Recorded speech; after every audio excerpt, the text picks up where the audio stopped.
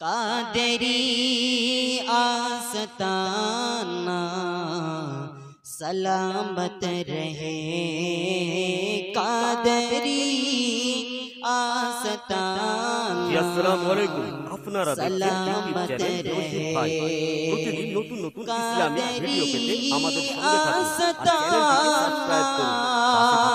सलामत रहे, कादरी आस्ताना सलामत रहे, मुस्तफा का दीवाना सलामत रहे, मुस्तफा का घराना सलामत रहे, कादरी आस्ताना सलामत रहे, मुस्तफा का दीवाना सलामत रहे।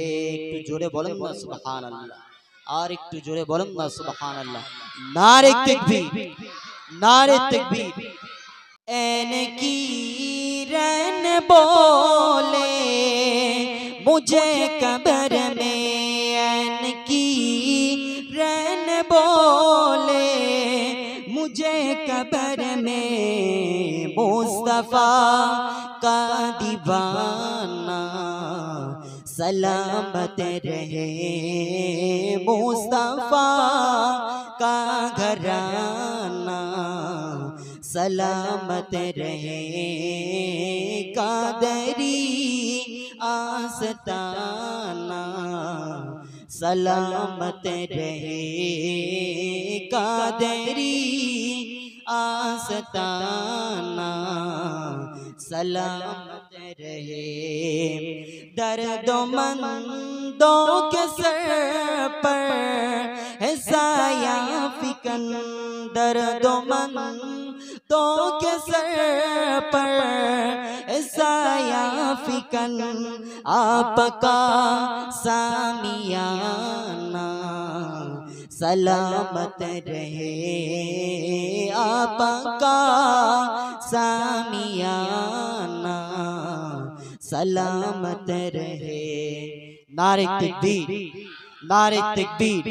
कादरी आस्ताना सलामत रहे, कादरी आस्ताना सलामत रहे, हुकुमता के अदा हो नमाज़े बचा, हुकुमता के अदा हो नमाज़े बचा, आपका सामियाना सलामत रहे, आपका सामियाना सलामत रहे। একটু জোরে বলেন না সুবহানাল্লাহ, আর একটু জোরে বলেন না সুবহানাল্লাহ। কাদেরি आस्ताना सलामत रहे, कादरी आस्ताना सलामत रहे। अल्लाहुम्मा सल्ली अला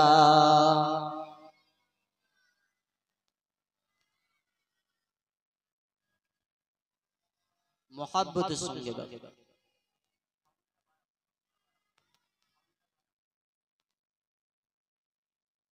আমি লিখব চিঠি দেব তোমায়, পাখি পৌঁছে দিও রওজায়। জোরে বলেন না সুবহানাল্লাহ, আর একটু জোরে বলেন না সুবহানাল্লাহ। আমি লিখব চিঠি দেব তোমায়, পাখি পৌঁছে দিও রওজায়। আমি থাকব বসে এ আশায়, চিঠির উত্তর আসবে আমার গায়। আমি থাকবো বসে এ আশায়, চিঠির উত্তর আসবে আমার গায়।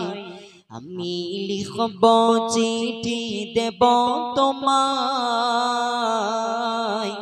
পাখি পৌঁছে দিও রোজায়।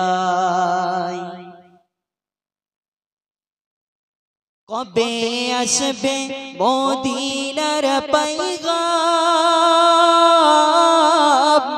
গায়ে বাঁধবো গাজীদের গেরাম। কবে আসবে মদিনার পয়গাম,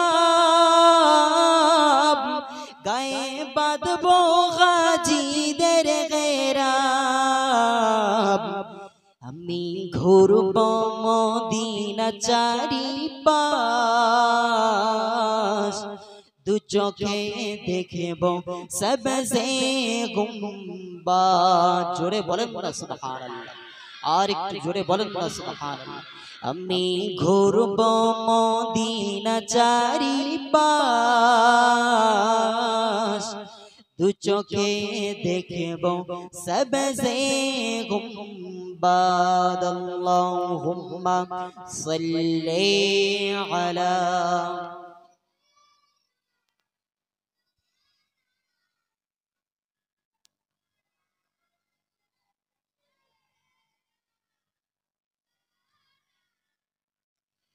नत सरकार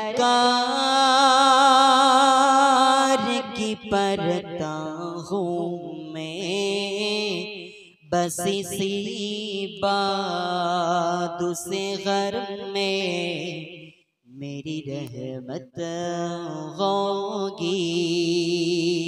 जोरे बोलें ना सुभान अल्लाह, और एक जोरे बोलें ना सुभान अल्लाह। नारे तकबीर। नत सरकार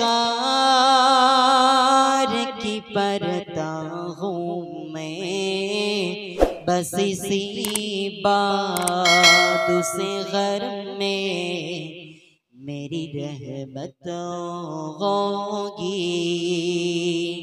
एक तेरा नाम वसीला है मेरा, एक तेरा नाम वसीला है मेरा, रंजो गम में बस इसी नाम मेरी रहमत होगी। अल्लाहुम्मा सल्ली अला।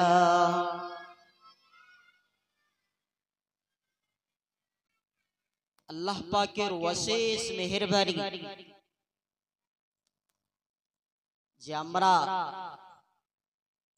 এই পাক মাহফিলে বসার আল্লাহ পাক তৌফিক দান করেছেন, তার জন্য শুকরিয়া স্বরূপ বলি আলহামদুলিল্লাহ। তারপরে পরে জানা কিনা সৃষ্টি করলে পৃথিবীর কোন কুল কায়নাত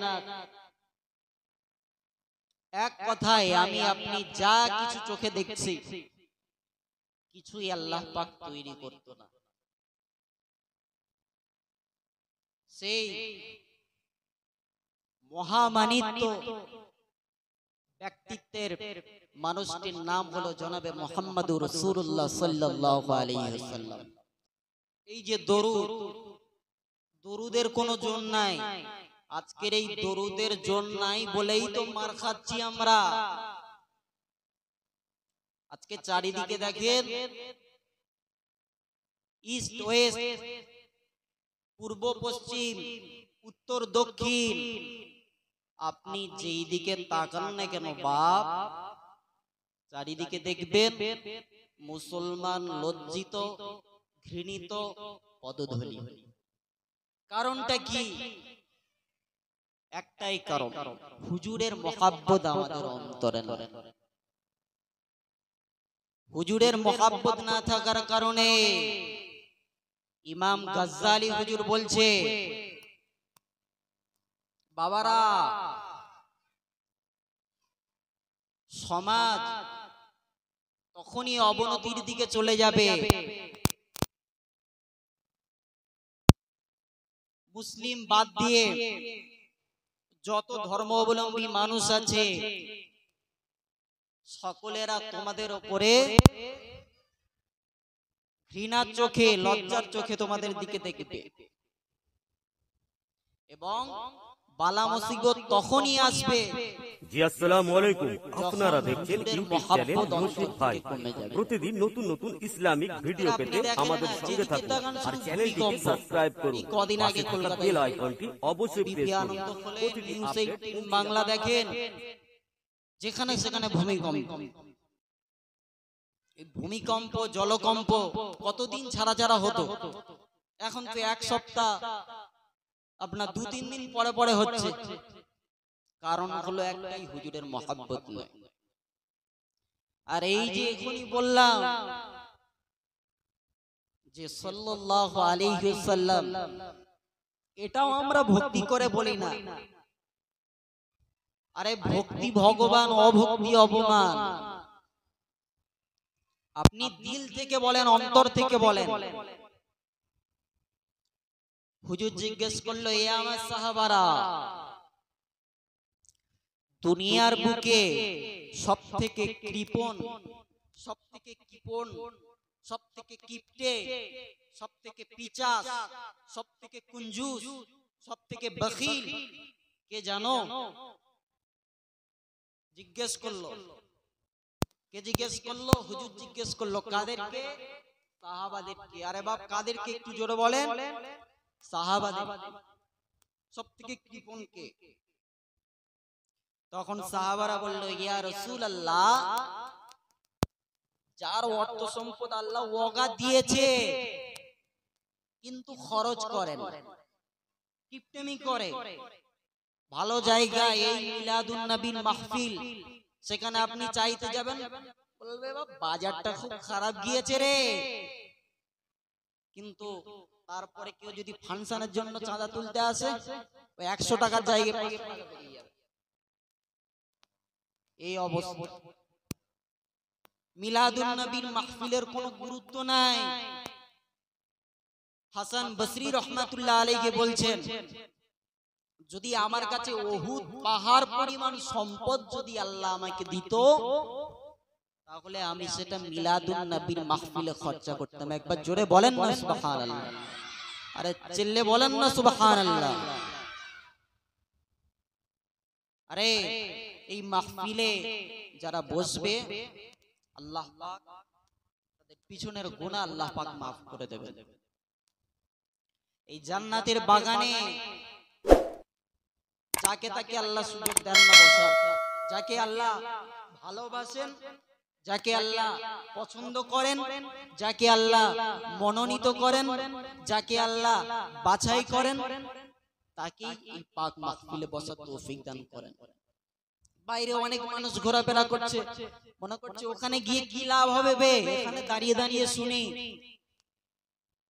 তবে এই মিলাদুন নবীর মাহফিলে এসে যখন শুনবেন, একটা রহমত আল্লাহ পাক আপনার উপরে দিতে থাকবেন। তো ওদিকে কি বলছিলাম, যে নবীর ভালোবাসা, হুজুরের ভালোবাসা আমাদের নাই। সেই জন্য চারিদিক থেকে আমরা লজ্জিত, ঘৃণিত, পদদলিত। এই জন্য হুজুরকে মহব্বত করতে হবে। আর আজকে আপনি চারিদিকে তাকিয়ে দেখেন, কখনো আল্লাহ নিয়ে, কখনো রসুল নিয়ে, কখনো মুসলমানের ধন মাল নিয়ে, ধন সম্পদ নিয়ে বাতিল পন্থীরা তারা গ্রাস করছে। কারণ হলো একটাই, আমাদের পেটের ভিতরে বাবা হাওয়া ঢুকেছে। মাঠের বাইরে পাবলিক খেলা দেখছে, হাততালি মারছে, সকলে বলে লাথি মারছে প্লেয়াররা, এ লাথি মারছে, ও লাথি মারছে, কিভাবে গোল দেওয়া যায়। ওদিক থেকে একটা খেপা মাঠের বাইরে থেকে করছে, বলে লাথি মারছে, আরো বাইরে থেকে। তারপরে বলটা যখন বাইরে চলে গেল, বাইরে চলে যাওয়ার পরে সেই পাগলটা সঙ্গে সঙ্গে বলটা ধরিয়ে নিল, জড়িয়ে ধরে নিল, আর ছাড়ছে না। রেফারি বলছে, এ খ্যাপা বলটা দেবে, বলটা দে। তখন সেই পাগল বলছে, খ্যাপা বলছে আমি বল দেব না, এই বলের কি কষ্ট হচ্ছে না? তোমরা এত একে লাথি মারছো, এত টর্চার করছো, একবার এ লাথি মারে, একবার ও লাথি মারে, এর কি জীবন বলতে কিছু নাই? কে এত লাথি মারছো? আমি দেবো না। তখন রেফারি বলছে, ওরে খ্যাপা, ওই বলের ভিতরে হাওয়া ঢুকেছে, একবার হাওয়াটা বের করে দে, দেখবি ওকে আর কেউ লাথি মারবে না। তেমনি মুসলমানদের পেটে হাওয়া ঢুকেছে, আল্লাহ বিরোধী, রসুল বিরোধী হাওয়া ঢুকেছে। এই জন্য আজকের মুসলমান লজ্জিত, ঘৃণিত, পদদলিত। এই জন্য বাপ আমাদেরকে আল্লাহ আল্লাহ রসুলকে মোহাব্বত করতে হবে। হুজুর কি বলছে? ওমর ফারুক রাদিয়াল্লাহু তাআলা আনহুর সাথে যাচ্ছিলেন, সাথে যেতে যেতে হুজুর জিজ্ঞেস করলো, হে ওমর, তুমি আমাকে কতটা ভালোবাসো? তুমি আমাকে কতটা মোহাব্বত করো, কতটা ভালোবাসো, কতটা প্যার করো?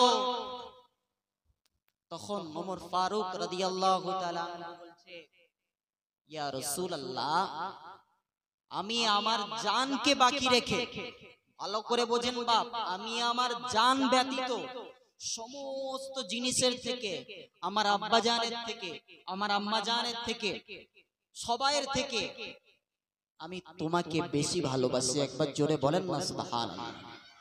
কি বললো? আমার জান বাকি রেখে, আমার জানের থেকে বেশি নয়। তখন হুজুর বললেন, এ ওমর, তুমি এখনো পর্যন্ত প্রকৃত ঈমানদার হতে পারোনি, প্রকৃত ঈমানদার হতে পারোনি।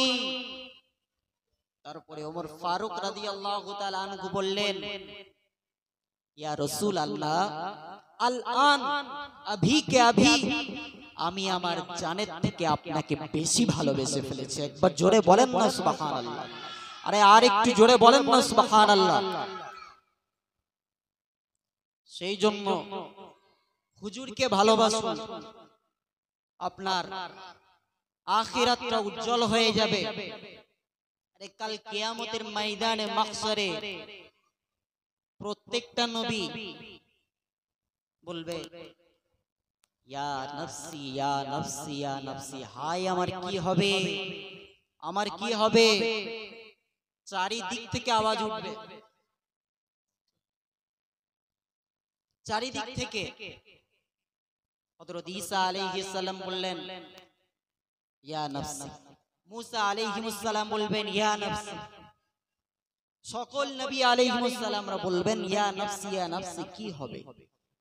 আর একটা ধার থেকে একটা আওয়াজ আসবে, সেই আওয়াজটা সবার থেকে আলাদা, কারোর আওয়াজের সঙ্গে মিল নাই।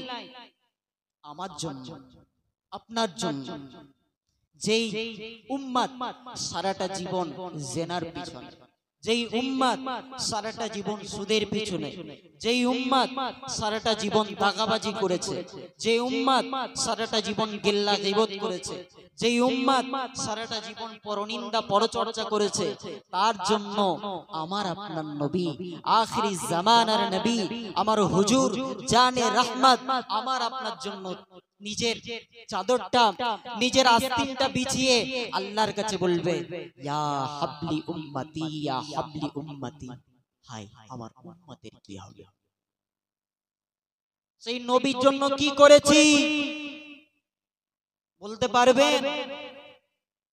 সেই হুজুরের জন্য কি করেছি? এই তো ঈদ এলো, চুলের যা কালার, হুজুর বলছে তোমরা চুলে কলপ করো না, আমরা কলপ করে বসে আছি। সব হুজুরের বিপরীত চলছে। আবার বলছি, আমাদেরকে সমাজ মুসলমানদের উপরে যত জ্বালাতন, যত পদদলিত, যত ঘৃণিত, যত লাথি মারছে মুসলমানদেরকে, আরে কারণটা কোথায়? কারণটা হলো একটাই, হুজুরের মহব্বত নয়।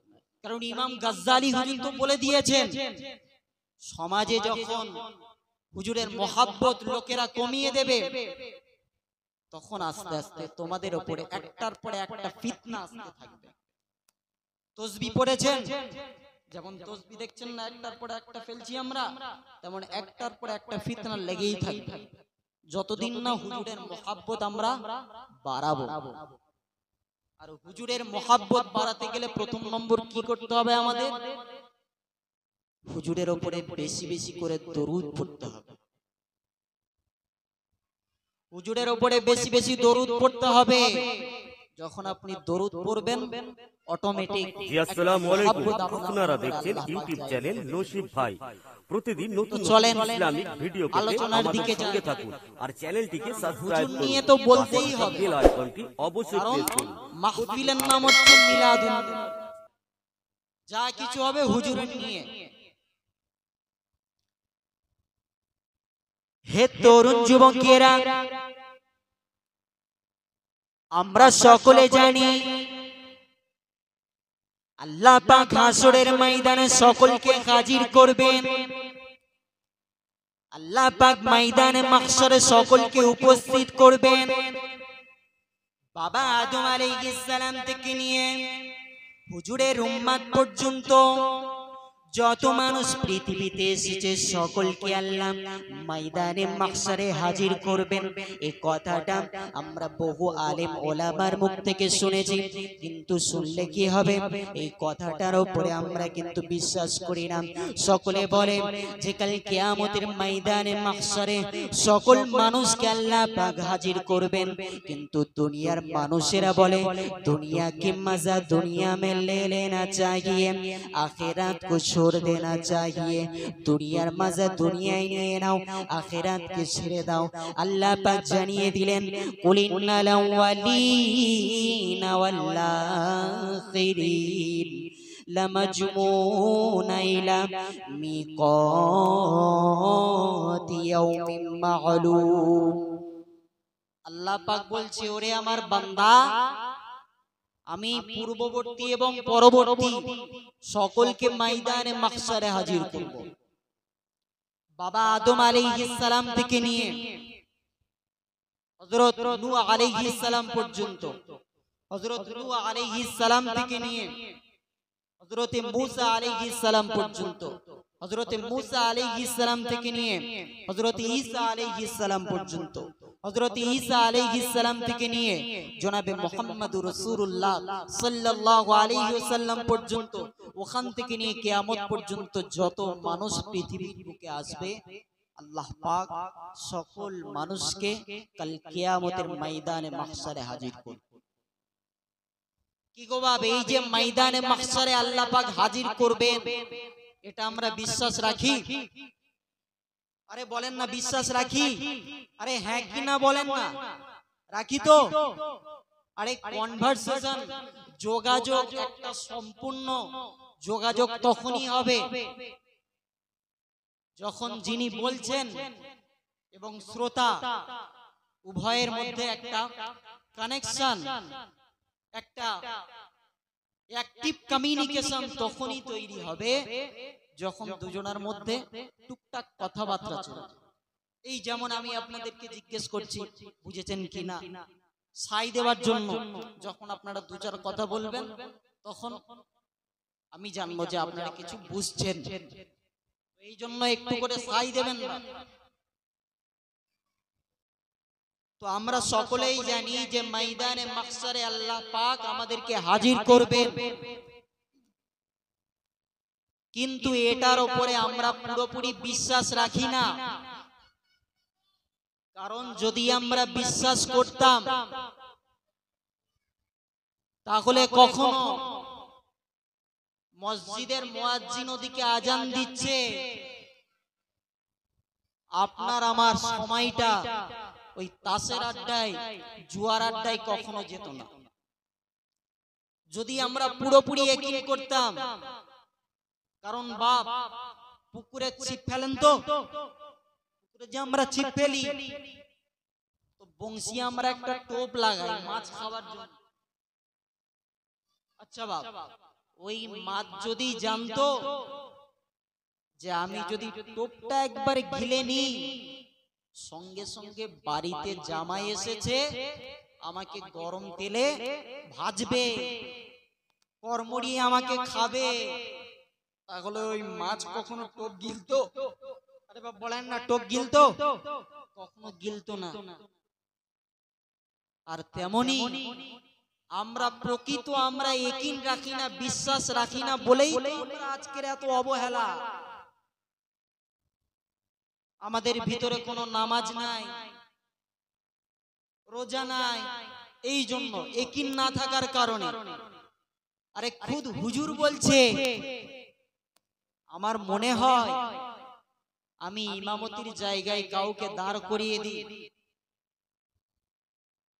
এবং কিছু লোককে আমার সাথে করে নিই, সাথে করে নিয়ে কিছু কার্ড নিয়ে বাড়ি বাড়ি গিয়ে তদন্ত লাগাই যে কারা নামাজ পড়তে যায়নি, গিয়ে যাচাই করি, দেখি কারা নামাজ পড়েনি।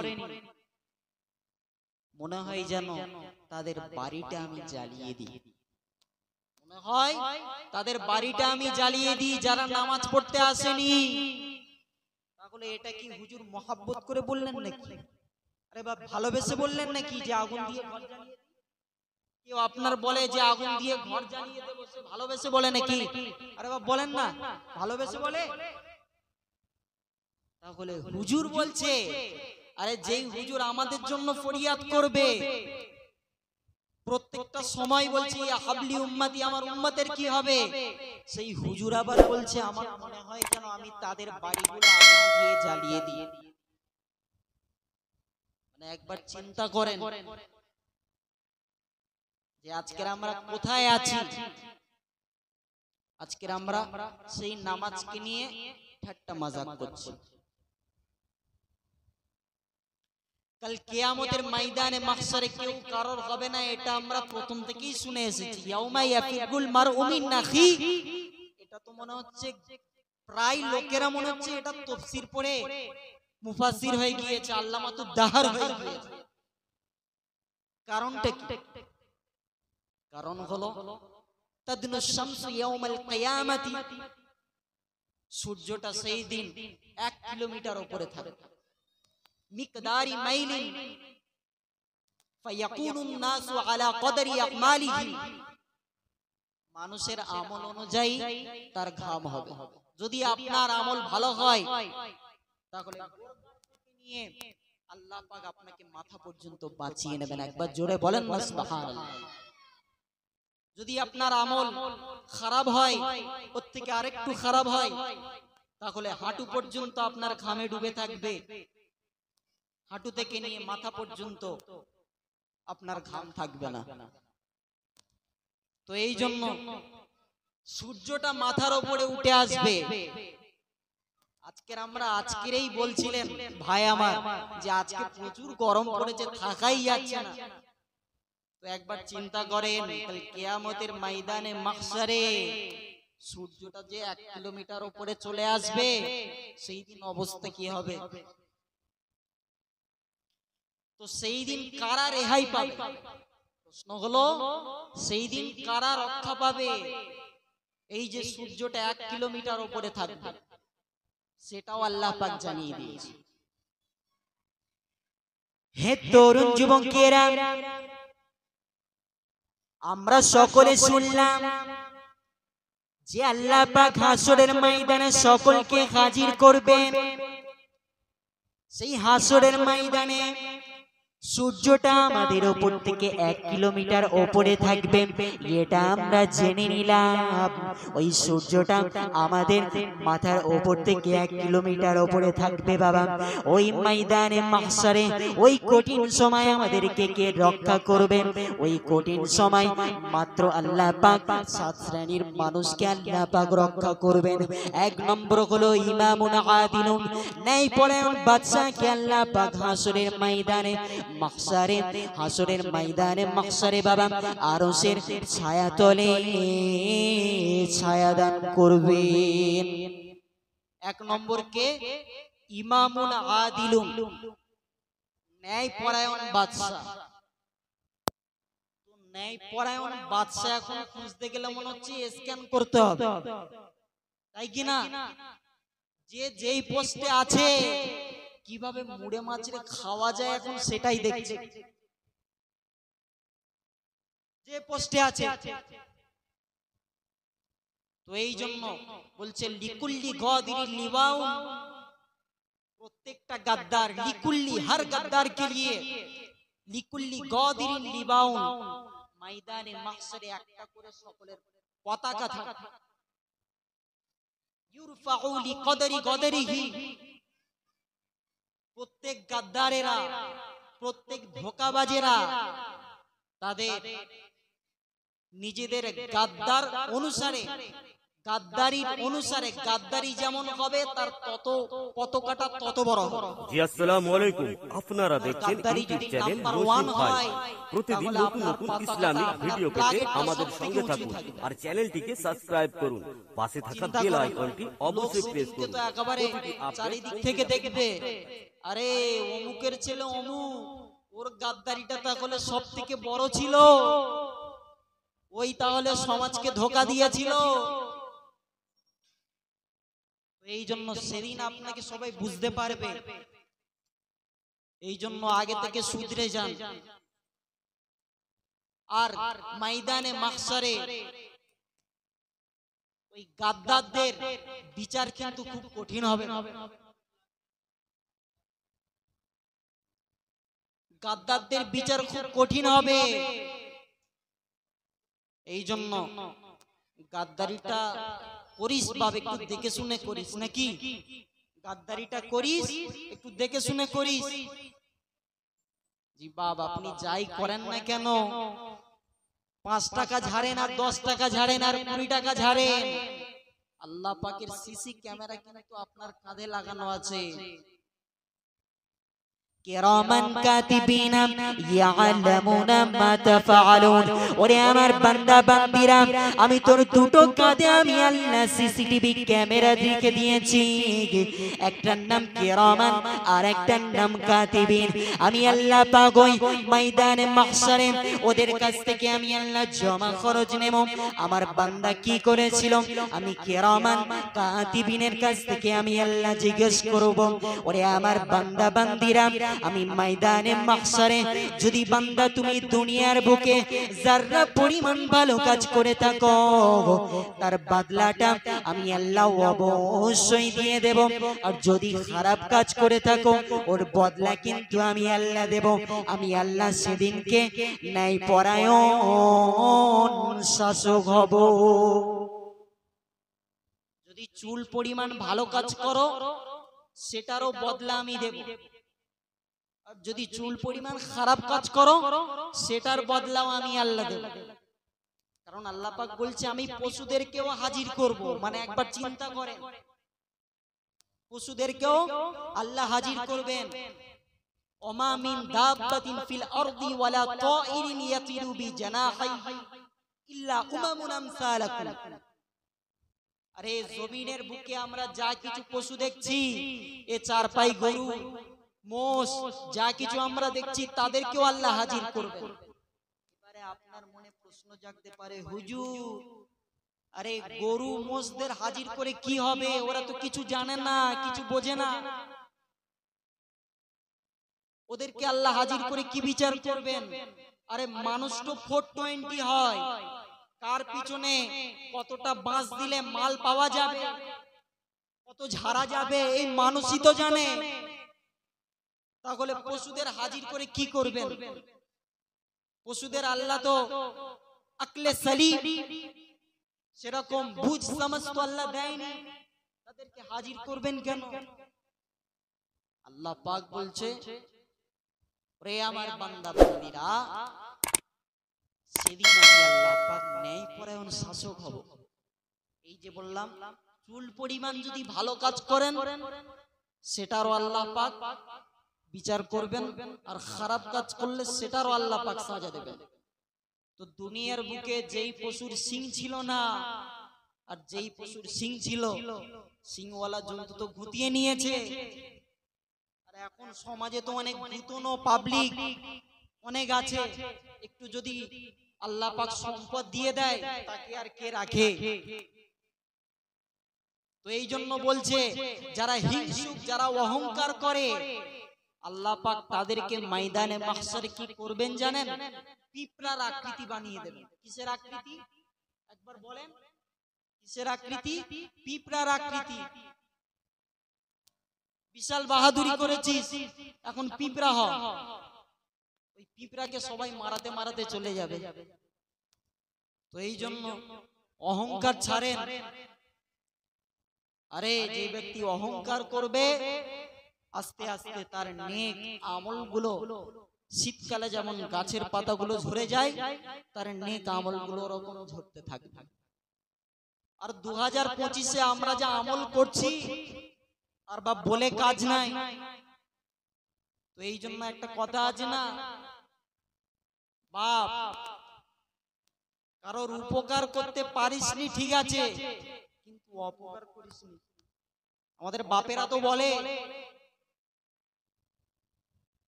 কারোর লাভ দিতে পারিসনি, কারোর উপকার করতে পারিসনি ঠিক আছে, কিন্তু কারোর ক্ষতি করিসনি বাপ।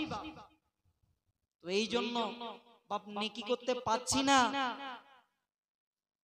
ঠিকই, কিন্তু আল্লাহ আল্লাহর রসুলের বিরুদ্ধে কখনো কথা বলিসনি।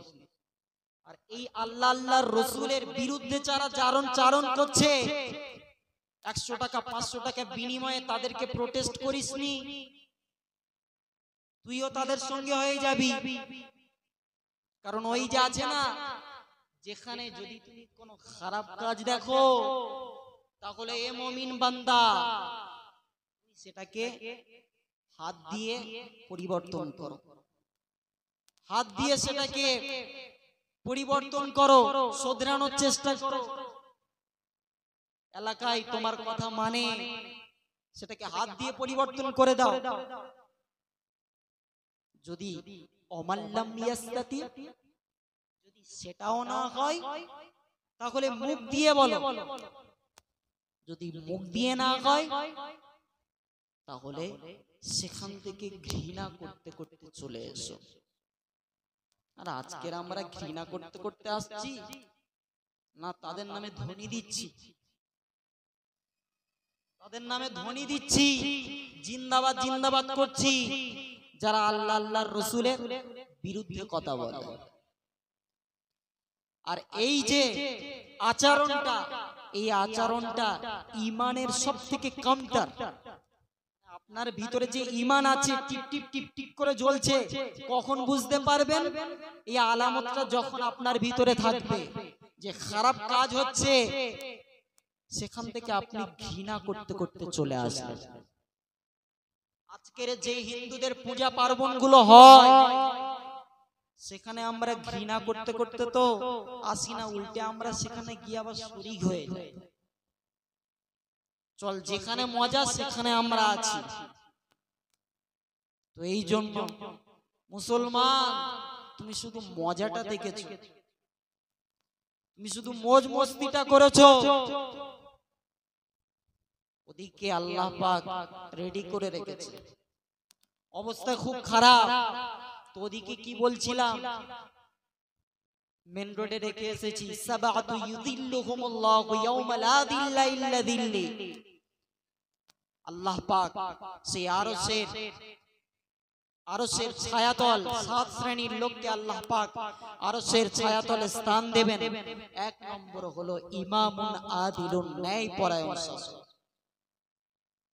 দ্বিতীয় নাম্বার হলো আসানি রাজুলুন কলবুহু মুআল্লাকুন ফিল মাসাজিদ। ওই ব্যক্তি, যেই ব্যক্তির মনটা প্রত্যেকটা সময় মসজিদে লটকে থাকে। এখান থেকে কলকাতায় মার্কেট করতে গিয়েছে,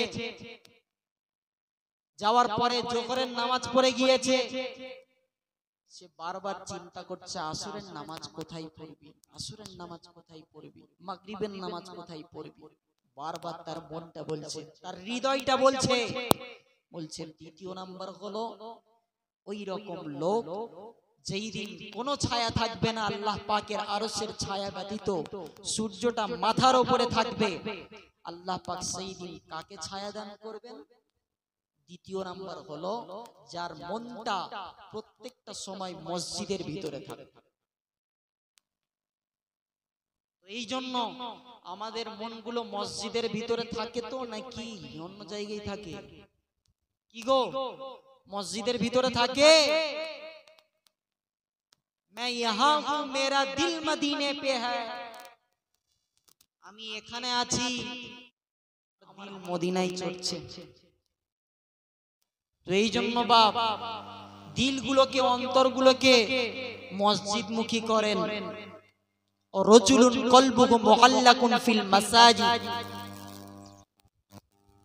আস-সালিস, তৃতীয় নম্বর হলো রাজুলান তাহাব্বা ফিল্লাহ ইজতামিআন আলাইহি ওয়া তাফাররাকা আলাইহি। দুটো মার্দ, দুটো পুরুষ ভালোবাসতো, একে অপরকে ভালোবাসতো আল্লাহর জন্য। আসসালামু আলাইকুম, আপনারা দেখছেন ইউটিউব চ্যানেল নসিব ভাই। আল্লাহর জন্য প্রতিদিন নতুন নতুন ইসলামিক আমরা ভিডিও ভালোবাসি, পেতে আমাদের সঙ্গে থাকুন আর চ্যানেলটিকে সাবস্ক্রাইব করুন। ওর কাছ পাশে থেকে থাকা বেল যায় আইকনটি নাকি? অবশ্যই প্রেস ওর করুন। কাছ থেকে একটা শান্তি পাওয়া যায় নাকি? ওর কাছ থেকে একটা বিমল পাওয়া যায় নাকি? কিছু ঝাড়ার জন্য, এই জন্য ভালোবাসা। হয়তো কথাটা শুনতে খারাপ লাগছে, কিন্তু বাস্তবেই এটাই। আপনি বালিশে মাথা দিয়ে শুয়ে শুয়ে ভাববেন, চিন্তা করবেন বাপ, আপনার মন আপনাকে উত্তরটা দিয়ে দেবে যে কেন। কারণ মন সব থেকে বড় মুফতি। ও অনেক আগে ইফতা কমপ্লিট করেছে। আপনার মন আপনাকে বলে দেবে কাকে কতটা ক্ষতি করেছিস, কাকে কতটা বাঁশ দিয়েছিস, আপনার মন আপনাকে বলে দেবে। তো এই জন্য তৃতীয় নম্বর আরশের ছায়াতলে কারা স্থান পাবে? যারা একে অপরকে ভালোবাসতো। কার জন্য? জোরে বলেন, কার জন্য? আরে জোরে বলেন না, আর একটু জোরে বলেন না। আল্লাহর জন্য যারা ভালোবাসে। তারপরে বলছে আর রবে, চতুর্থ নম্বর তাসাদ্দাকা, যে ব্যক্তি দান করত, ফাআখফাহা, লুকিয়ে লুকিয়ে দান করত, হাত্তা লা তা'লামা শিমালুহু ওয়া মা তুনফিকু ইয়ামিনুহু। ডান হাত দান করত, বাম হাত বুঝতে পারত না। বাম হাত দান করত, ডান হাত বুঝতে পারত না। এখন দান আমরা যা করি, একজন দান করছে, পাঁচজন মোবাইল নিয়ে শুধু ক্যামেরা করছে, কি তাই কি না? একজন দান করছে, চারজন মিলে শুধু ক্যামেরা করছে। তবে হ্যাঁ, আপনার নিয়ত যদি ভালো হয়, আপনার নিয়ত আছে যে আমি এটা সোশ্যাল মিডিয়ায় ছাড়ছি যাতে 5টা লোক এটা দেখে এবং দেখে তারাও উৎসাহিত হয় দানের প্রতি। আপনার নিয়ত যদি এটাই হয়, সেই জন্য তো ইমাম বুখারী রাহমাতুল্লাহ আলাইহি প্রথমেই লিখেছেন ইন্নামাল আমালু বিন্নিয়াত। কি গো বাপ, ইন্নামাল আমালু বিন্নিয়াত। अरे नियत आमोले दारोमदार नियत के ऊपर ही होता है। अपनी आलिम बनाচ্ছেন কেন, আপনি মুফতি বানাচ্ছেন কেন, হাফেজ বানাচ্ছেন কেন, নিয়তটা কি? সেটাই হচ্ছে মেন। কারণ জুব্বুল হুজুনে তো তারাই ঢুকবে যাদের নিয়তের মধ্যে গলত ছিল। আর ওই জুব্বুল হুজুন, সেই জুব্বুল হুজুর নামক জাহান্নাম, জাহান্নাম, খুদ জাহান্নাম জুব্বুল হুজুন থেকে প্রত্যেক দিন 70 বার করে পানাহ চাই। জুব্বুল হুজুর, সেই জুব্বুল হুজুনে কাদেরকে রাখবেন না? যারা রিয়াকারী, যারা লোক দেখানো আমল করত। কেন মুফতি হয়েছিলি, কেন মাওলানা হয়েছিলিস, কেন বক্তা হয়েছিলিস? বলবে আল্লাহ পাক তোমাকে রাজি করার জন্য, তোমাকে খুশি করার জন্য, তোমার নৈকট্য হাসিল করার জন্য। আল্লাহ পাক বলছেন খবরদার মিথ্যা কথা বলিস না। ধরা খেয়ে যাবি, সিসি ক্যামেরা আছে। আর ও তো সব জায়গায় মিথ্যে কথা বলে, বলবে আমি সিসি ক্যামেরাও মানি না, কিরামান কাতিবিনকেও মানি না। আল্লাহ পাক বলেন আচ্ছা তাই, আল ইয়াউমা নাখতিমু আলা আফওয়াহিহিম ওয়া তুকাল্লিমুনা আইদিহিম, ঠিক আছে তোর হাত পা আজকের কথা বলবো, তোর শরীর তোর বিরুদ্ধে সাক্ষী দেবে। সেই দিন চিন্তা করেন, সেই দিনটা কেমন দিন হবে।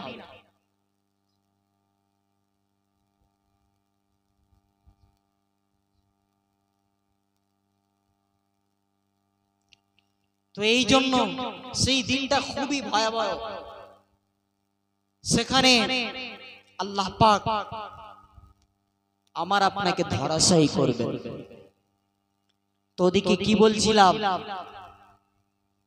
যে হাসরের ময়দানে মাহশরে আরশের ছায়াতলে কারা স্থান পাবে। পঞ্চম নম্বর হলো, 5 নম্বর, যেই পুরুষটা, যেই জওয়ানটা তার জওয়ানিটা একেবারে আল্লাহর রাস্তায়, আল্লাহর নৈকট্য হাসিল করার জন্য নিজের যৌবনটাকে পুরোটা ত্যাগ করে দিয়েছে। অরজুলুন নাশআ ফি ইবাদাতিল্লাহ, আল্লাহর ইবাদতে মগ্ন করে দিয়েছে নিজের যৌবনটাকে। আরে আল্লাহ পাক খাস করে, আখাসুল খাস, খাস ভাবে আল্লাহ পাক হাসরের ময়দানে যে আল্লাহ পাক প্রশ্ন করবেন, 5টা প্রশ্নের উত্তর না দেওয়া পর্যন্ত বান্দা এক পাও বাড়াতে পারবে না। তার মধ্যে প্রশ্ন হলো, বল তুই তোর জওয়ানিটা কোথায় খরচা করেছিস? নবী নবী করেছিলিস, হুজুর হুজুর করেছিলিস, আল্লাহ আল্লাহ করেছিলিস, নাকি তাদের পিছনে শুধু ঘুরেছিলিস কিছু পাওয়ার জন্য? বল। সেদিন জিজ্ঞেস করবে, খাস করে কোন সময়টা? জওয়ানি বেলাটা। কারণ ভালো করে আমরা জানি যে যত বড় গাড়ি চালায়, যেই গাড়িটা চালানো সব থেকে কঠিন, সেই গাড়ির ড্রাইভারের মাইনেটা তত বেশি। এই জন্য জওয়ানি অবস্থায় কন্ট্রোল করা বাবা অনেক কঠিন। সেই জন্য এর ফ্যাসিলিটিটাও আল্লাহ পাক অনেক দিয়েছেন। তো এই জন্য এখন থেকে বাপ মসজিদমুখী হন, এখন থেকে মসজিদমুখী হন। কারণ আপনি যা কিছু করছেন, যে খারাপ আচরণ করছেন, সেই খারাপ আচরণগুলো আস্তে আস্তে দূর হয়ে যাবে ওই নামাজের জন্য। আর সর্বদা হুজুরকে নিজের অন্তরে, নিজের হৃদয়ে হুজুরের মহব্বত রাখবেন। কারণ হুজুরের মহব্বত না থাকলে সবকিছু বৃথা, সবকিছু বৃথা। আবার অনেকে বলে হুজুর নাকি নবুয়ত লাভ করেছে, নবী হয়েছে 40 বছর, নবী হয়েছে 40 বছরে। কি 40 বছর নবী হয়েছে নাকি তার আগে? কি গো বাপ, কি হ্যাঁ কি না বলেন না? কি গো, নবী কত বছর হয়েছে? যখন কোনো কিছু ছিল না, কুল কায়নাত কিছুই ছিল না, আদম আলাইহিস সালামের ভিতরে রূহ দেওয়ার আগে তার আরো আরো কোটি কোটি কোটি কোটি অনন্তকাল আগে আল্লাহ পাক হুজুরকে নবী বানিয়ে দিয়েছেন। একবার জোরে বলেন না সুবহানাল্লাহ। আমার জানে রহমত মুস্তাফা হুজুরের মর্তবা আল্লাহ কত বড় করেছেন। জিবরাইল আলাইহিস সালাম একবার হুজুর সাল্লাল্লাহু আলাইহি ওয়াসাল্লামের কাছে বসেছিলেন।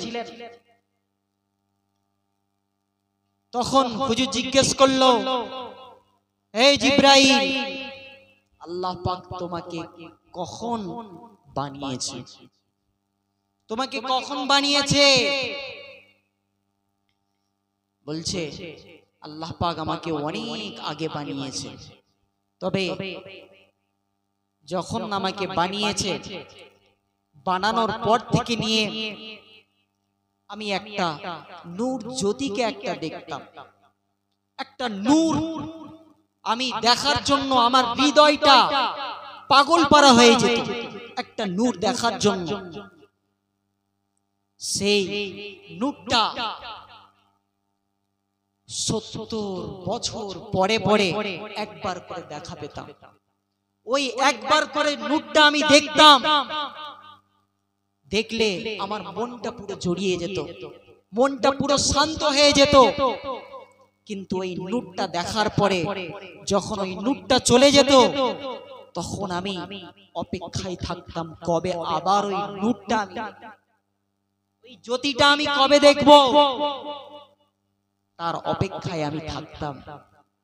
তো এই রকম ভাবে আমি ওই নূর জ্যোতিটা 70,000 বার দেখেছি। একবার জোরে বলেন না সুবহানাল্লাহ, আর একটু জোরে বলেন না সুবহানাল্লাহ। তখন হুজুর বলছেন, আরে জিব্রাইল, ওই নূরটা আর কেউ নন, ওই নূরটা হলো আমি জনাবে মুহাম্মাদুর রাসূলুল্লাহ সাল্লাল্লাহু আলাইহি ওয়াসাল্লাম। একবার জোরে বলেন না সুবহানাল্লাহ, আর একটু জোরে বলেন না সুবহানাল্লাহ। আর চ্যানেলটিকে বলে সাবস্ক্রাইব বাপ করুন, দোয়া করবেন, বেল আইকন আর হুজুরের মহব্বত নিজের অন্তরে গাঁথার চেষ্টা করবেন। হুজুরের মহব্বত থাকলে সবকিছু আপনার আসান। যা কিছু আজকের হচ্ছে এই ওয়াকফ সম্পত্তি নিয়ে ছেলে খেলা হচ্ছে, হাতছানি দিচ্ছে, একটাই হুজুরের মহব্বত আমাদের ভিতরে নাই। সেই জন্য হুজুরের মহব্বত যেন আল্লাহ পাক আমাদের অন্তরে দান করেন, আর বেশি বেশি করে আমরা দরুদ পড়ব ইনশাআল্লাহ। তো এই জন্য প্রথম থেকে নিয়ে শেষ পর্যন্ত যা কিছু বললাম, আল্লাহ পাক যেন সর্বপ্রথম আমাকে আমলে তৌফিক দান করেন, এবং সাথে সাথে আল্লাহ পাক যেন আপনাদের সকলকে আমলে তৌফিক দান করেন। আমিন। দরুদ শরীফ পড়েন।